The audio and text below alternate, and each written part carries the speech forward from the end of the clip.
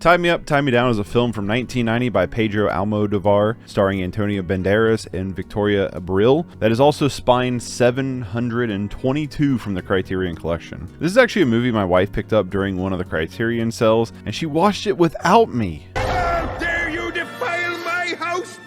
This is a film about Banderas' character being released from a mental institution when he goes to track down Victoria's character, an actress who's at the end of filming her new movie. Ricky, aka Banderas, kidnaps Marina, aka Abril, to allow her a chance to get to know him. There is like some big time Stockholm Syndrome thing going on here. The film tries to balance between being a comedy, a drama, and a crime thriller, and I'm not really sure it gets the mix right. The comedy at times can kind of undermine the drama, while the drama or quirky romance can kind of undermine the crime elements. The overall story just kind of felt like a tonal mess, especially when it comes to the climax of the film, which I personally didn't like. The thing that honestly holds the entire film together is just both Antonio Banderas and Victoria Abril's great performances. They both give outstanding performances here. They have amazing on-screen chemistry with each other and play off each other really nicely. They both bring a level of complexity to their characters. It's easy to understand the characters' intentions just through facial expressions and how they interact with their surroundings. Abril really steals the show because a lot of the film is her being bound and gagged, relying on her eyes to express her emotions that she kind of conveys with ease. Banderas also brings a character that is somewhat easy to sympathize with, even if they can kind of turn violent and snap at a moment's notice. He presents a certain uncertainty when he's on screen, which amplifies Abril's performance as well. The music is done by Ennio Morricone, I hope I'm saying his name right, which is a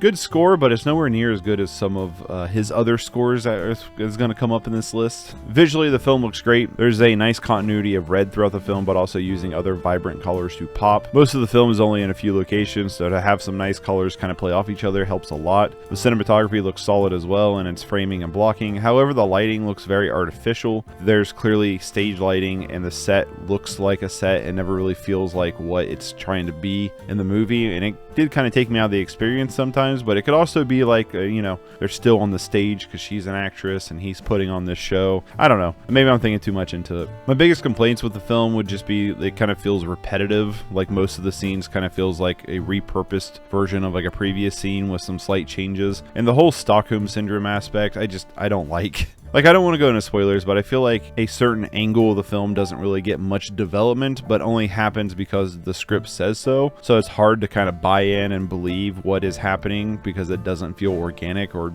like that would actually happen, if that makes any sense. Still though, this film had some decent moments and some great lead performances. I never really felt super bored with it, even if I did find it a little bit repetitive. I'm not sure I'd watch this one again, but I do want to check out some more of Almodovar's other films. He's a director I've heard a lot of things about, but really haven't got into his filmography other than this film. Tie Me Up, Tie Me Down being kind of my first exposure, and I'm giving this one a 6 out of 10. 6 out of 10.